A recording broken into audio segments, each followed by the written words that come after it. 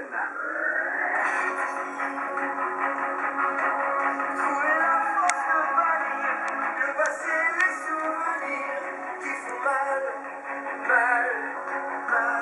Allez, tu les rends, c'est là.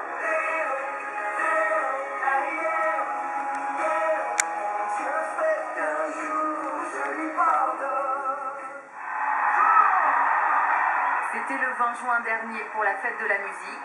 Parmi d'autres artistes, les 10 000 spectateurs des arènes de Nîmes vont découvrir dans quelques minutes les chanteurs de la comédie musicale La légende du roi Arthur. En coulisses, la pression monte, surtout pour l'homme de l'ombre, Dovatia, le producteur de ce spectacle. Toujours présent, il donne ses dernières recommandations aux membres de sa troupe.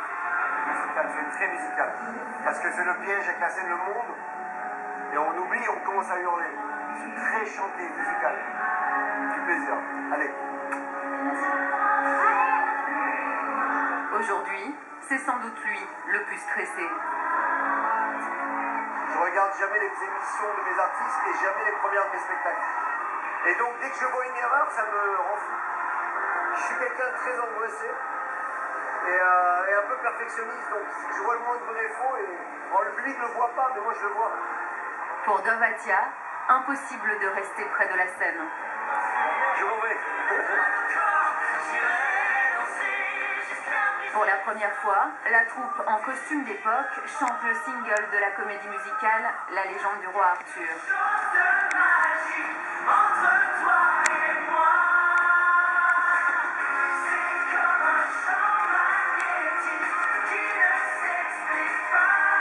Pour Dovatia, c'est l'aboutissement de 2 ans de travail.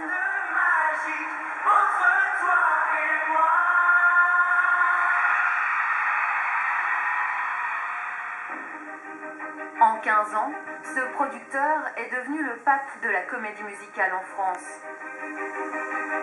Les 10 commandements, 1789, Les Amants de la Bastille, Mozart, l'opéra rock, Le Roi Soleil, et bientôt, La légende du roi Arthur.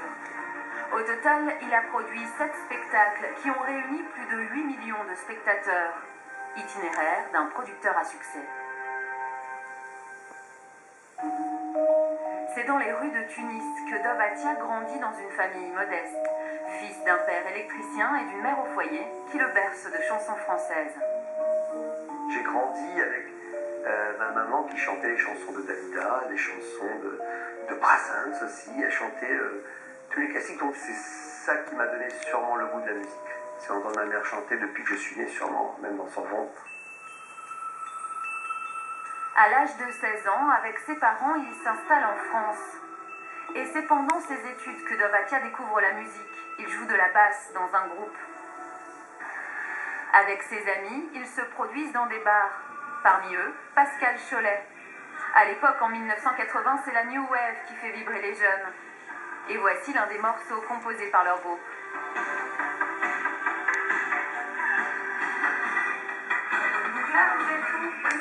Ouais. Alors moi je suis là, Dove est là. Moi je me souviens d'avoir dit à Dove, non Dove tu devrais être producteur. Il avait un truc pour reconnaître si une mélodie allait marcher ou pas. C'est vraiment son truc. Mais si Dovatia est passionné par la musique, ses parents ont d'autres projets pour lui. Ils ambitionnent de grandes études. Il décroche une mention bien à son baccalauréat et intègre la très prestigieuse école polytechnique. Il se souvient encore de la joie de ses parents. J'étais extrêmement fier d'abord. Je me souviens très bien quand je l'annonce, quand mon père l'a appris, on me l'a dit, j'étais pas là. Il s'est mis à chialer. Et ça, c'était pour moi un moment d'émotion très fort. Ça fait 30 ans. Hein. Ça fait 30 ans. Presque. Que me souvenir. C'était une belle époque quand même. Pour nous, il revient dans cette école qui forme l'élite française. Il est accompagné de son meilleur ami, rencontré durant les années passées ici. Emmanuel Moons, aujourd'hui producteur de films à succès comme La vérité si je mens et Is No Good. Ah si, je reconnais. Ah là, je reconnais. Ah ouais, dans cette là. Voilà, là je m'en souviens. Il faut que je monte à l'étage.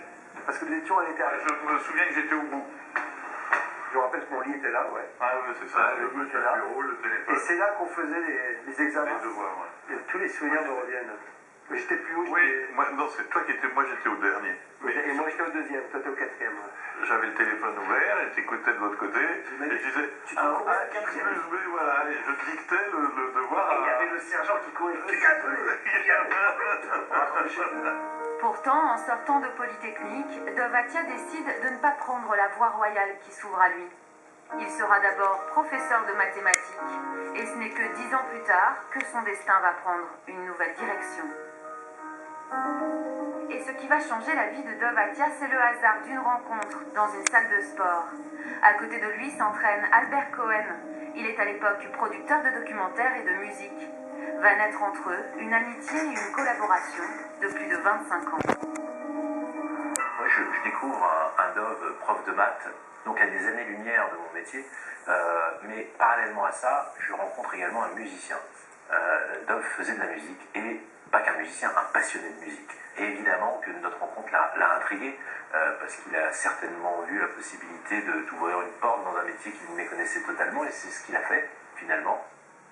Un jour, Albert Cohen a une révélation. Il est invité à la première de la nouvelle comédie musicale Notre-Dame de Paris. Le spectacle est évidemment magnifique.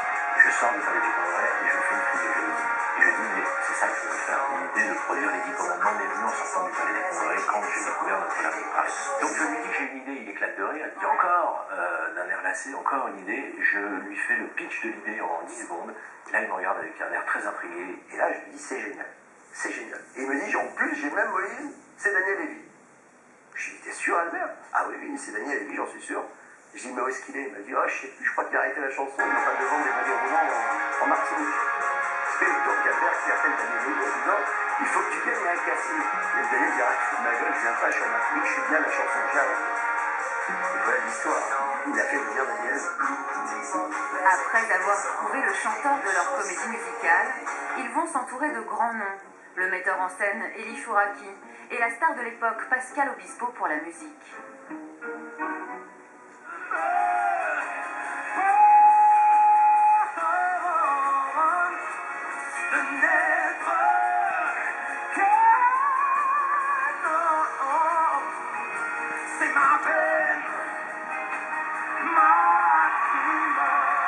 Après 2 ans de travail, la comédie musicale Les 10 Commandements est un vrai succès avec plus de 2 millions de spectateurs et 150 représentations partout en France. Et c'est à ce moment-là que Dovhatia passe de l'ombre à la lumière. Le public va vraiment faire sa connaissance dans une émission de télécrochet, La Nouvelle Star, où il va s'illustrer avec son franc-parler. Viser la lune, ça me fait pas peur, mais ma lune... Guénaro, les 2 autres morceaux, on va les écouter l'année prochaine. Il est l'un des 4 membres du jury aux côtés de Manu Katché, Marianne James et d'André Manoukian. 5 saisons, des milliers de chanteurs castés, une manière pour Dovhatia d'aiguiser son regard de producteur. Certaines saisons, il s'appelle le casting de la Nouvelle Star, plus le casting de ses comédies musicales. Il était toujours avec cette idée, bon, qui est vraiment l'idée d'un producteur. Il va faire en sorte qu'il y ait les meilleures chances pour que ce qu'il fait, pour que ce sur quoi il va investir, à un moment donné, rencontre le public. Car en parallèle, il enchaîne les comédies musicales dont Autant en emporte le vent. Au cours de ces années, il va développer un talent qui devient sa marque de fabrique. Pour constituer ses troupes, il déniche de jeunes chanteurs inconnus du grand public. En 2004, Christophe Maé attire le regard de Dovhatia. J'étais dans les pianos-bars, je faisais des saisons, tout ça, mais il se passait pas grand-chose, quoi. Et un soir, je tombe sur Dovhatia. Je suis à Bonifacio, à la Caravelle. Je suis avec des amis et je vois quelqu'un qui chantait dans un anglais épouvantable. Épouvantable. Je ne sais pas ce qu'il disait, mais malgré cela, c'était incroyable. Tous les gens, personne n'était venu pour écouter de la musique. Tout le monde se taisait. Il avait ce don de pouvoir maîtriser, dompter un public. Il avait ce truc. Et donc je vais le voir à la fin et je dis voilà, j'aimerais que tu fasses ma prochaine comédie musicale. Si je rencontre pas Dov, s'il vient pas me voir à 5h du matin en me disant mon gars, monte à Paris, je veux te voir dans ma prochaine comédie musicale, je crois que je serais pas là en train de vous parler et je pense que j'aurais pas fait la carrière que j'ai faite. Moins d'1 an plus tard, Christophe Maé se retrouve ainsi sur le devant de la scène dans l'un des rôles principaux du Roi Soleil. À ses côtés, Emmanuel Moir, lui aussi, va apprendre le métier aux côtés de Dovatia. Je crois que Dov aime profondément les artistes et aime profondément ce qu'il fait. Et que pour lui, c'est pas juste je produis et puis le reste, démerdez-vous. Je pense qu'il a été constamment là, mais vraiment constamment là. C'est-à-dire qu'on a fait des essais de chansons de tonalité chez lui, dans son appart, à modifier des choses, faire des essais. Sur les premières promos, il nous a accompagnés aussi, parce que du coup, moi, par exemple, j'en avais jamais fait. C'est très stressant quand tu te retrouves à faire chanter la première fois le titre et que tu sais pas comment ça va se passer et tout. Lui, il nous a toujours tout expliqué et il a essayé de nous accompagner le mieux possible.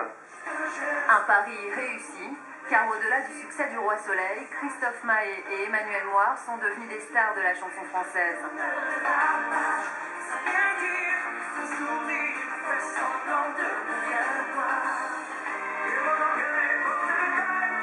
Pour Dovatia, les comédies musicales s'enchaînent avec en 2009 Mozart, l'opéra rock,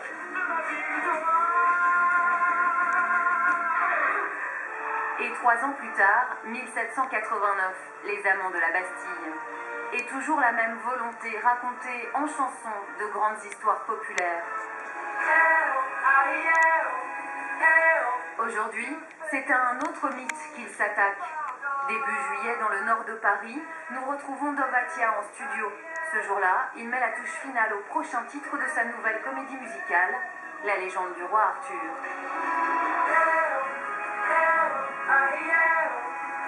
Au casting, Zao qui interprète la fée Morgane, ou Florent Mott qui est le roi Arthur. Super, on a tout. C'est dans la boîte. Depuis un an, le spectacle monte en puissance. Un album, déjà sorti, et des clips qui donnent au public un avant-goût de ce que sera la nouvelle comédie musicale de Dovatia.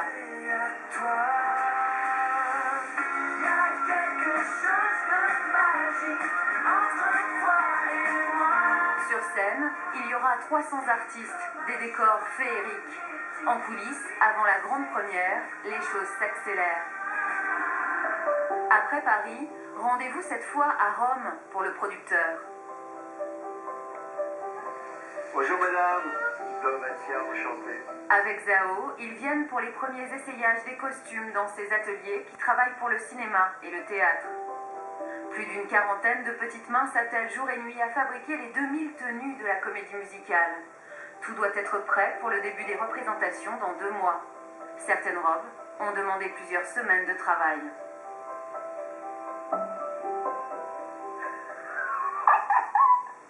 Non mais, elle est magnifique. Je crois que c'est un... Voilà. Ah si c'est la mienne, elle est magnifique. Fred, c'est Oh bien là là là. assez normal. C'est génial. Ah, c'est sublime. Regardez, regardez. Pour Dovatia, le spectacle né de son imagination prend forme jour après jour. Moi, je suis partout à la fois dans toute la première partie de la création et avec toute la musique qui est mon domaine, le casting. Mais une fois que j'ai donné tout ça au metteur en scène, je deviens un enfant, je deviens un spectateur. Aujourd'hui, je suis là, non pas pour dire si c'est bien, pas bien, mais dire c'est ma récompense. Une récompense avant de présenter son spectacle le 17 septembre prochain au Palais des Congrès de Paris. Ce sera la toute première de La légende du roi Arthur, qui s'annonce déjà comme le succès de l'année. Le Texas branché, loin des cow-boys.